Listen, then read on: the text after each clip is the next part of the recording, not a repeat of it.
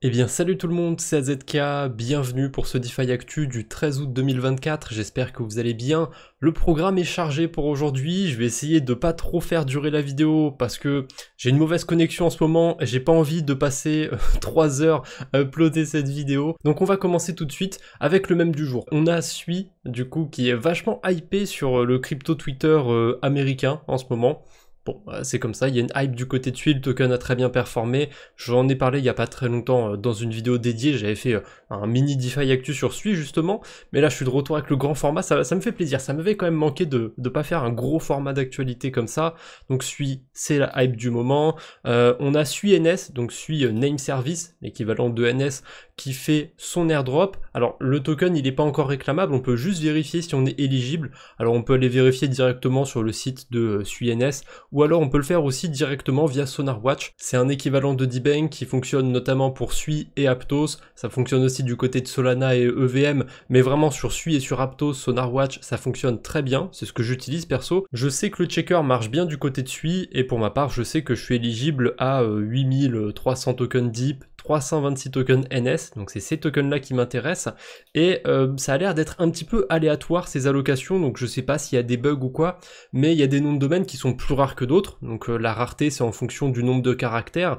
plus il y a de caractères et moins ça coûte cher. Bon, je crois qu'au bout d'un moment il y a une sorte de prix plafond et au-dessus ça coûte pas plus cher, mais en tout cas le minimum c'est un nom de domaine avec 3 caractères et ça coûte 500 tokens Sui à minter, c'est super cher, et bah là on a un exemple d'une adresse qui avait le nom de domaine 111, il a reçu 170 NS, donc moins que moi par exemple, et en dessous on a quelqu'un qui a le nom de domaine 555, lui il a 693 tokens NS, alors il y a peut-être d'autres critères à côté, c'est un peu flou pour l'instant, on sait juste combien de tokens on peut avoir, on sait pas exactement ce qu'il joue, il y a aussi une collection de NFT un petit peu particulière en plus de leur nom de domaine, celle-ci elle est vachement cotée, j'en avais parlé dans ma vidéo sur les collections de NFT pour farmer des airdrops, donc ça risque de peser aussi sur l'airdrop de Sui Name Service. Bref, je sais pas du tout ce que ça va donner cette histoire, on verra bien, pour l'instant on peut juste voir si on est éligible. Écoutez, 326 tokens, hein, si ça vaut 1$ le token c'est pas mal, mais si ça vaut 1 centime, bon, ce sera peut-être pas foufou. Pour l'instant j'ai aucune idée des tokenomics ou quoi que ce soit, donc on verra bien. La grosse news du jour, je pense que c'est la plus grosse news pour aujourd'hui, BitGo, c'est l'entreprise qui est derrière le WBTC. Et ben en gros ils vont laisser la boutique à quelqu'un d'autre, et parmi ce quelqu'un d'autre il y a notamment Justin Sun, donc on a Justin Sun qui aura directement du pouvoir sur WBTC, ça veut pas dire qu'il va pouvoir faire tout et n'importe quoi, mais il aura quand même un pouvoir non négligeable sur le WBTC, donc le WBTC c'est le Bitcoin wrappé qu'on peut retrouver sur Ethereum et sur Tron, il y en a quand même pas mal sur Tron, et pour moi c'est une très mauvaise nouvelle, parce que Justin Sun, partout où il a mis les pieds, c'était vite la merde. Et en plus, ça va se faire d'ici 60 jours, j'ai pas non plus eu le temps de trop creuser, j'ai lu un petit peu l'article, j'ai lu aussi ce qui s'est passé du côté de la gouvernance de Maker, il y a des WBTC qui back des stablecoin DAI, du coup il y a des gens qui parlent sur la gouvernance de Maker, donc ceux qui émettent le DAI, pour essayer de retirer, ou en tout cas de baisser la part du WBTC dans le collatéral de DAI, ce qui est plutôt une bonne chose je pense.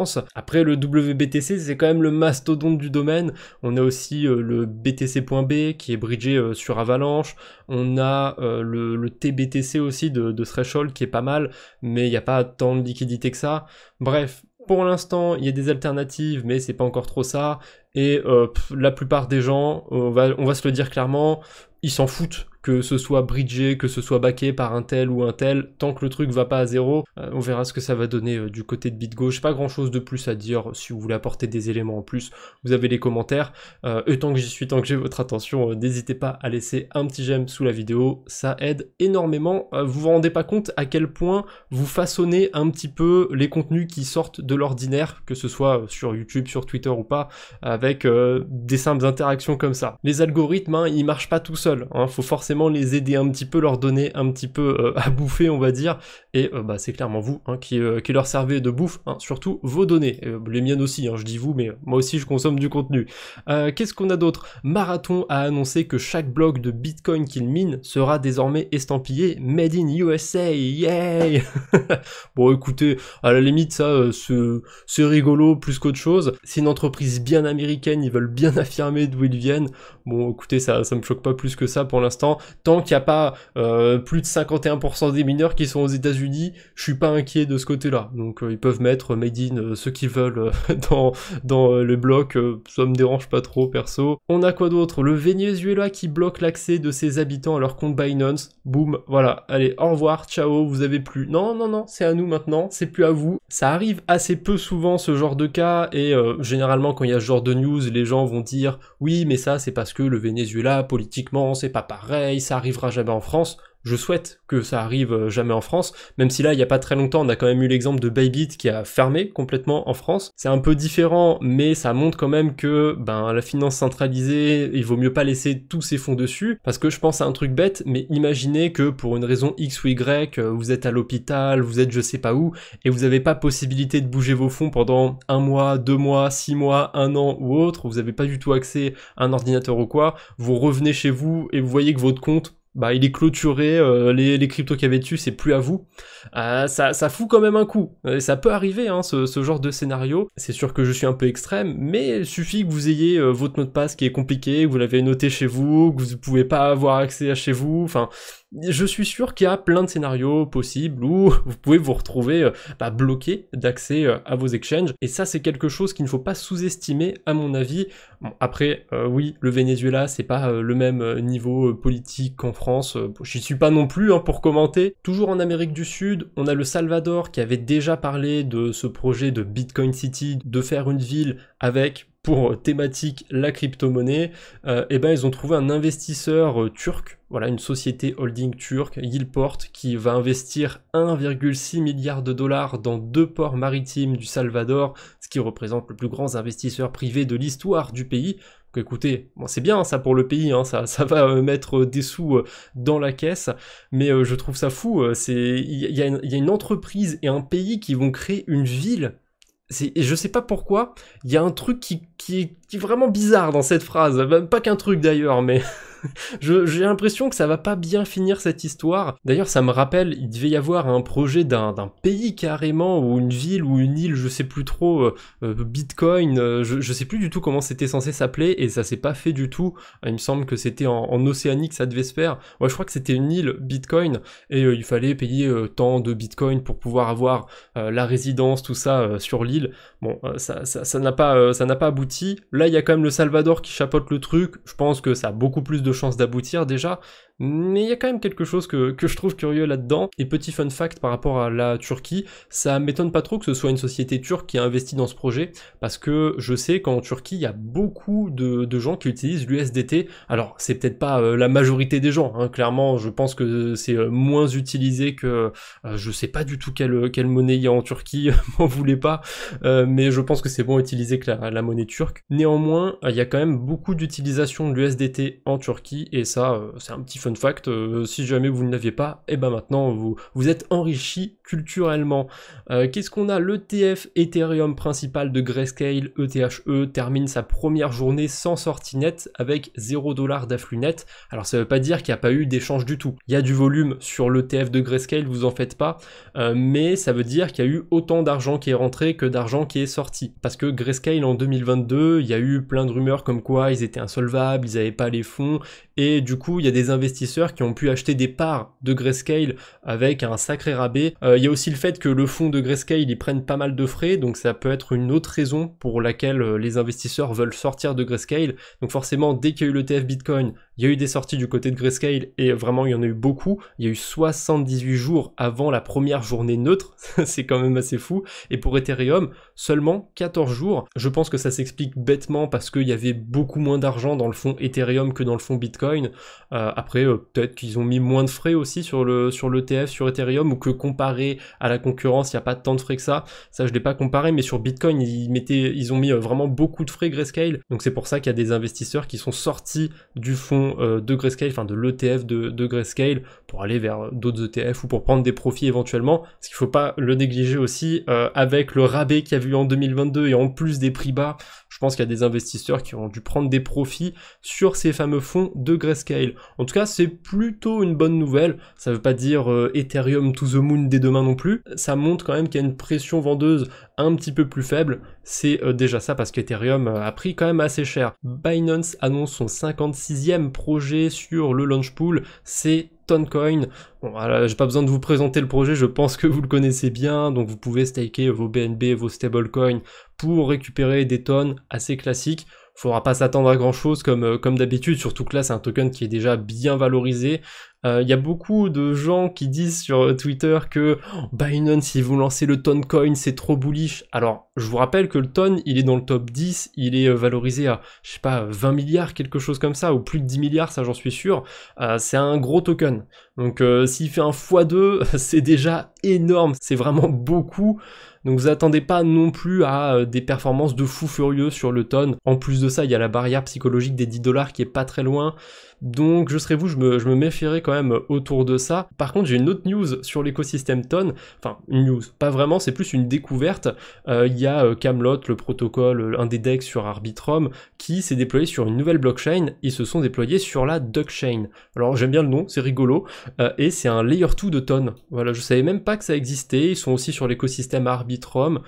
Donc curieux de voir ce que c'est que ce Duckchain. J'ai pas été creusé plus que ça, mais j'avoue que j'irais bien jeter un petit œil, voir ce que ça donne ce Layer 2 de Ton. Un petit point sur l'écosystème Blast, ça m'intéresse ce genre de data parce que depuis qu'on a eu l'airdrop de Blast, c'était à peu près à prévoir, hein, malgré qu'ils continuent leur système à point, qu'ils fassent une saison 2 ou quoi que ce soit, c'était évident que les gens allaient se casser et qu'il y aurait moins d'activité sur le réseau. Alors il y a quand même certains protocoles, je sais pas comment c'est possible, je me demande si c'est pas lié à un airdrop ou quoi, mais on a un DEX qui s'appelle Blade, qui a fait 915 000 transactions sur les 30 derniers jours. Alors c'est pas le DEX qui a fait, hein, il y a eu 915 000 transactions dessus, je me suis mal exprimé, c'est beaucoup, mais quand on regarde les autres protocoles, il y a Mangrove que j'aime bien, 5800 transactions, Blur 16 000 transactions, Ambient à peine 13 000, Ring 2000 transactions, alors on a le plus gros DEX, Thruster, qui a 250 000 transactions, c'est quand même faible, hein, je crois que ça dépassait largement le million avant l'airdrop. Bon après c'est des données, on peut les interpréter un petit peu comme on veut, mais il y a un truc qui est clair, qui est net sur Blast, il y a moins d'activité qu'avant l'airdrop, ça a drastiquement baissé. Après ça a quand même baissé en général je trouve, hein. Le mois de juin c'était le gros rush des airdrops, on a eu ZK Sync, on a eu Blast, on a eu Layer 0, je les ai plus tous en tête mais il y a eu plein de gros airdrops qui sont tombés ce mois-ci, donc forcément la pression redescend un petit peu, les gens prennent un peu le temps de souffler parce qu'il y a eu beaucoup de farming. Alors oui, il y a encore plein de trucs à farmer, il y a tout le temps des trucs à farmer, mais bon, c'est plus pareil que début 2024 ou 2023 ou 2022 ou 2021 pour les plus vieux d'entre vous. Ça change un petit peu la DeFi. J'aurais dû mettre cette news un petit peu avant parce que je reviens sur l'écosystème Ton, c'est la seule mauvaise news du jour. Il n'y a pas eu de hack a priori ces derniers jours, en tout cas j'en ai pas vu. Par contre j'ai trouvé un truc du côté de Ton, c'est un drainer qui a volé des fonds. En gros c'est des scammers ou un scammer qui a fait des faux sites autour de l'écosystème Ton, donc StoneFi ou peut-être d'autres protocoles, là il cite StoneFi dans le tweet. Et c'est assez classique, hein, quand vous vous connectez sur le faux site, vous avez directement votre wallet qui s'ouvre et qui essaye de vous faire passer une transaction. Si vous la signez, ça va drainer les cryptos qu'il y a sur votre portefeuille. Et du coup ce drainer il a récupéré 7000 tokens Ton. Alors c'est plus autour de 8000 hein, quand on regarde les chiffres qui sont donnés plus loin dans le thread.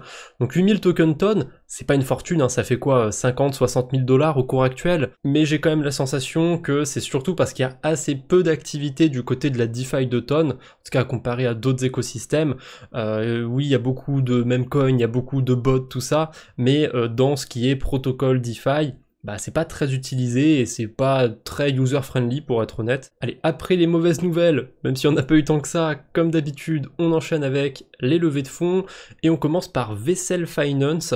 Alors c'est pas vaisselle comme la vaisselle avec les couverts, le savon, l'eau, c'est Vessel, V-E-2-S-E-L, je sais plus ce que ça veut dire en anglais, peu importe, on s'en fout. Donc Vessel Finance, c'est un exchange avec un order book, donc je suppose qu'on peut faire du trading dessus. Ils ont levé 10 millions de dollars. Par contre, j'ai été voir vite fait ce que ça donnait l'application de vaisselle, et je me suis vite arrêté parce qu'il faut se créer un compte avec un mail et tout, et moi j'utilise pas la DeFi pour aller créer des comptes avec des mails, des mots de passe, tout ça. Non, ça me fait chier. Perso, dès qu'il y a cet aspect de devoir créer un compte avec un mail, une approche très Web 2 sur un protocole de DeFi, je passe tout de suite mon tour. Mais pour ceux que ça ne rebute pas, eh ben voilà, sachez qu'ils ont levé 10 millions de dollars, ils n'ont pas encore de tokens, donc il y a peut-être quelque chose à farmer du côté de Vessel Finance.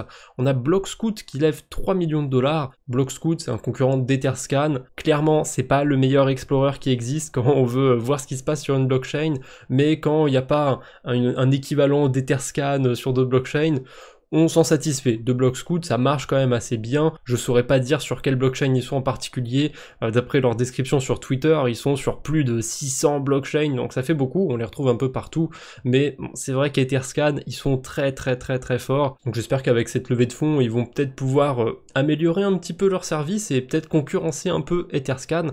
Parce que mine de rien, c'est très utile les explorateurs de blockchain. On a MetaDAO, un projet sur Solana. Alors c'est un peu curieux, je suis pas sûr d'avoir bien compris, ce serait un marché autour des DAO. Je vois pas trop comment ça va se mettre en place. En tout cas, ils ont levé 2,2 millions auprès de Paradigm. Ensuite, on a TonX. Bon, comme son nom l'indique, c'est sur l'écosystème Ton, ils ont levé 4 millions de dollars et ils se vendent comme une plateforme super app. Je vois pas du tout ce que ça va permettre de faire. Moi, j'imagine qu'ils vont pouvoir permettre de faire un petit peu tout sur l'écosystème Ton. Et pour terminer, on a Ion Protocol qui a levé 4,8 millions de dollars. C'est un protocole de lending autour des assets stakés et restakés. Pourquoi pas, il en faut, je sais pas s'ils ont un token, je crois que je l'ai déjà vu passer dans des threads ou quoi autour d'airdrop à farmer, donc il y a peut-être quelque chose à voir de ce côté-là. Après, en ce moment, il y a quand même pas mal de projets qui lèvent des fonds juste avant de lancer leur token, donc des fois c'est un petit peu trop tard, faut voir s'ils avaient déjà levé des fonds ou pas, si c'est leur première levée, il y a peut-être encore le temps, mais s'ils avaient déjà levé des fonds auparavant, c'est peut-être un petit peu tard dans ce cas-là. On enchaîne avec les petites news autour des airdrops, à commencer par TheBridge qui lance son checker. On peut voir si on est éligible à l'airdrop de TheBridge. Et ils ont fait un petit peu comme pour Mod. Mod, il me semble que c'était le top 2000 des gens qui avaient farmé l'airdrop qui étaient vestés. Là, ça va être le top 10%. Donc si vous êtes dans le top 10%, il y a 50% des tokens que vous récupérez tout de suite quand le token sera lancé et 50% qui seront vestés. Et si vous êtes dans les 90 autres pourcents, vous aurez tout de suite votre allocation. Ça a l'air d'être un petit peu décevant si on se fie au prix qu'on a du côté de Whales Market, les plateformes de pré-market. Bon, pas très étonnant parce que c'est un bridge et ils se sont basés sur les frais qui ont été claqués par les utilisateurs. Pour ma part, je l'ai pas du tout farmé sur la chaîne YouTube, je suis éligible à 0 token. Bon, ça m'étonne pas parce que je crois pas l'avoir utilisé. En tout cas, du côté de la chaîne YouTube, j'ai vérifié, je suis pas éligible. Après, de bridge, honnêtement, j'aime pas trop. Pour ceux qui voudraient bridger sur Solana, Jumper, ça marche très bien. Et en général, en utilisant Jumper, il va vous faire passer par Mayan Exchange, qui fonctionne très bien. Ils ont pas encore de token, ils ont levé des fonds. De mémoire, ils ont pas de système à points, mais j'y suis pas retourné depuis un moment, comme je vais pas sur Solana. Donc peut-être qu'ils ont rajouté un système à points. C'est rapide, c'est pas très cher en frais, ça marche très bien. Donc, si jamais vous voulez bridger depuis ou vers Solana, pensez à Jumper et si possible à Mayan. Il y a moyen de farmer les deux en même temps. On a Order aussi qui annonce que son token arrive bientôt. Orderly, c'est un peu le même principe que TheBridge, où c'est plus vous avez claqué de frais sur les protocoles et plus vous allez avoir de tokens. J'ai pas du tout farmé Orderly non plus. J'ai hésité un peu à le farmer parce que pendant un moment je m'amusais à farmer un petit peu les perpétuels. J'ai bien fait de me restreindre et de pas trop le faire parce que pour l'instant il n'y a aucun des perpétuels que j'ai farmé qui ont lancé leur token et ils ont tendance à repousser leur campagne. Donc je suis content de pas avoir trop farmé. À mon avis, c'était pas le meilleur move. On a Swell qui a pris une snapshot le 30 juillet 2024, donc c'était il y a déjà 2 semaines. Ça va déterminer les allocations pour l'airdrop initial de Swell, mais forcément, il faut s'y habituer maintenant. Les projets, ils aiment bien partir sur plusieurs vagues d'airdrop, des saisons 2 et compagnie, et là ils appellent ça des wave drop, et la première wave drop, ils ont déjà donné la date, il y aura 2% de tous les tokens qui vont être distribués, et ça arrivera le 8 octobre 2024. Donc soit l'airdrop est lancé en même temps que ce wave drop, mais ça m'étonnerait un peu, ça ferait bizarre niveau timing, soit l'airdrop est lancé avant. probablement au cours du mois de septembre ou alors à la fin du mois d'août. En tout cas, je suis quasiment sûr que ça devrait pas tarder du côté de Swell. Donc j'ai hâte de voir ça. Je sais que j'ai un petit peu farmé sur un wallet, rien de folichon pour être honnête, mais je suis quand même curieux de voir si c'était si intéressant que ça ou pas. Et pour clôturer cette petite section airdrop, on a la vidéo que j'ai faite récemment autour de CD Labs. Alors la vidéo était en collaboration, hein, je le précise, mais CD Labs, ils ont lancé leur système à point il n'y a pas très longtemps, c'est assez early, et en plus ça peut faire la boucle avec ce que je vous disais au tout début de ce DeFi Actu. Je vous disais qu'il valait mieux éviter de laisser tous ces fonds sur la finance centralisée. Et ben vous pouvez faire d'une pierre deux coups, sortir vos fonds d'un exchange et en plus farmer des points sur CD Labs. Voilà, si vous voulez en savoir plus, je vais pas non plus tout vous mâcher, j'ai tout expliqué dans la vidéo. Allez voir ça, c'est dans la description. Autant pour moi, on avait encore une petite news autour des airdrops, c'est GoodChain qui liste un nouvel actif, c'est l'USDZ Danzen, et c'est même deux nouveaux actifs parce qu'il y a aussi la version stakée, le SUSDZ. C'est plutôt cool, j'ai envie de vous dire, ça peut permettre de faire d'une pierre deux coups, hein. J'avais justement parlé de ces deux projets dans une vidéo récente de la chaîne principale où j'ai abordé quelques protocoles à farmer sur Ethereum de manière assez passive. Là en plus les frais sont très faibles sur Ethereum, je regardais en direct sur Rabi, on est à 4 GWay actuellement pour passer une transaction, ça monte rarement au-dessus de 10 en ce moment, donc si vous avez pu toucher quelques airdrops au cours de l'année, que vous avez pu accumuler quelques liquidités, je vous dis pas qu'il faut absolument aller farmer sur Ethereum, mais ça peut être intéressant quand même de s'y pencher, parce que c'est pas des protocoles qui vont vous demander de faire 15 000 transactions, et j'ai quand même plutôt bon espoir sur les protocoles que je vous ai partagés. Pour terminer cette vidéo, j'ai deux petits trucs. Le premier, c'est le tweet de Hit9 qui m'a un petit peu interpellé. Mes wallets végètent, j'ai une giga flemme de m'en occuper, des millions de points, des dizaines de shitcoins, des ROI juteux, mais l'énergie et le temps que ça prend...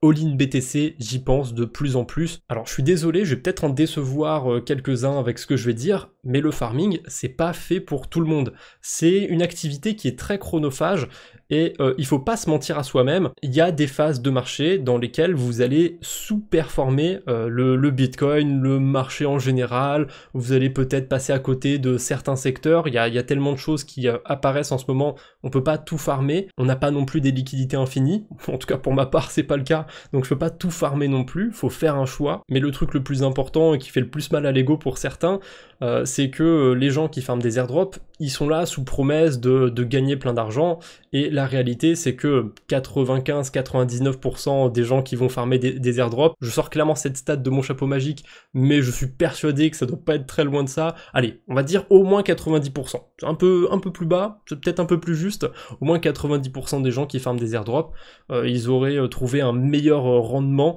à juste acheter du Bitcoin ou de l'Ether staké éventuellement, et à le holder bêtement. Ils auraient perdu moins de temps et peut-être moins d'argent pour certains. Après, chacun voit midi à sa porte, comme on dit, chacun s'y trouve dans cet écosystème, mais c'est vrai qu'on peut vite devenir matrixé, tomber un petit peu dans la machine infernale des airdrops, donc faites attention à vous, si vous pensez que ah mince, j'ai pas pris 1 heure pour farmer des airdrops, je vais passer à côté de telle ou telle chose, c'est que vous êtes peut-être déjà en train de passer à côté de vraies choses, de la vraie vie de tous les jours. Ça fait quand même un petit peu bader quand on prend du recul, mais allez, pour ceux qui sont vraiment accros, qui aiment bien les petits points, tout ça, un petit protocole sympathique du côté d'Aptos.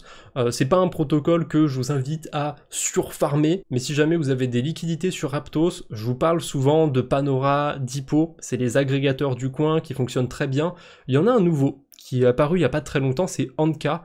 Ça fonctionne très très bien aussi, je le mets au même niveau que Panora. Pour moi, Panora c'est le meilleur, Anka ça marche très bien aussi. Ils ont un système à points, donc tant qu'à faire un swap sur Aptos, autant éviter de passer par Index et plutôt passer par un agrégateur comme Anka ou comme Panora. Je vous mettrai le lien dans la description si vous avez envie de découvrir Anka. Et si on regarde vite fait l'onglet The Nest, où il y a les fameux points, ça devrait durer jusqu'au mois d'octobre, donc jusqu'au 1er octobre 2024. Ça vous laisse encore un petit peu le temps, il n'y a pas besoin de se surinvestir dessus. Bref, c'est tout ce que j'avais pour aujourd'hui, j'espère que cette vidéo vous a plu. Comme d'habitude, n'oubliez pas le j'aime avant de partir, de vous abonner si ce n'est pas déjà fait. On se retrouve bientôt j'espère, d'ici là portez-vous bien, salut tout le monde.